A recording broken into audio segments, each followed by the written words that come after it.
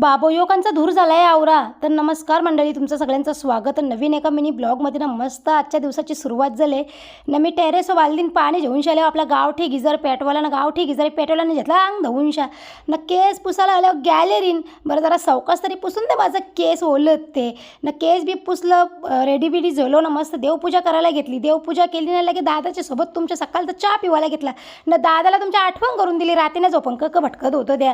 दादा गेला प्लांट होणार. मी घेतली मोनूच्या डब्याची तयारी करायला. आज बनवणार हो मस्त हिरव्या मिरच्यांची चटणी. कांदा बी कापला ना, टामाटे बी कापला ना. घेतला तेलावर घातलं आणि टाकली त्याच्यामध्ये चटणी.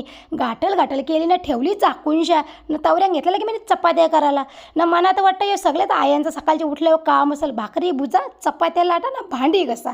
योच काम अख्खा दिवस बायानं आपले नाही ग ना. आता डबा बनवला ना, घेतली गॅलरी धवायला. नाही गॅलरी तर मला रोजच धवायला लागतं. आमचा लक्की सोनू याच्यावर सुसू बिसू करून जातं ना, म्हणून रोज मला गॅलरी धुवून करायला लागतं ती ना. म्हणून चालला आता कामावर डबा जेवून शा ना. मी लगेच घेतला दुपारचं जेवण बनवायला. खोटीच नाही केली का तर मला आज ना ऑर्डरच्या भाकऱ्या द्यावाच्या होत्या म्हणून भाकऱ्या बी टाकायला घेतल्या. इथे ना आज चिन्मयच्या कंपनीचीच ऑर्डर होती मला 20 भाकरींची.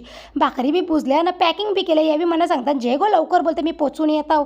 यावी गेलं भाकरी पोचवायला ना. तवऱ्यानं लगे आमचं नळलं ना. या मोटरी वावरा वाखा आलता ना का 100 वेळा पाईप निघत होता ना. तवऱ्यानं लगे आमच्या ग्रामपंचायतमधून फवारणीवाला आलं. मी पण घाबरलावर दूर बघून ना. मुस्कानने म्हणलं तर आईस्क्रीम बोलते खा गो ना. घरात जाता जाता मी पोरांना नाश्ता घेते ना. सोपन भाऊसूनची तर हरिपट चालू होता तो बी ऐकला. तर चला आजच्यासाठी आवरच.